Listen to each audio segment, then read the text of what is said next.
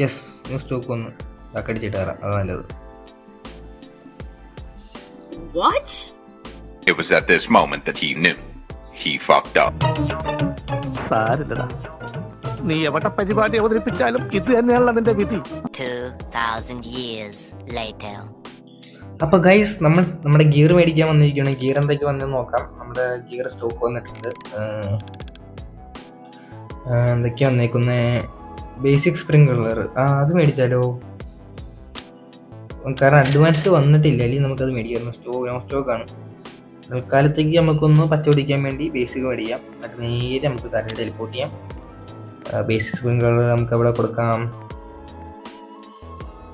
എവിടെ കൊടുക്കണ്ടേ? 2 മേടിക്കായിരുന്നു. അപ്പുറം കൊടുക്കായിരുന്നു. അത് പറഞ്ഞത്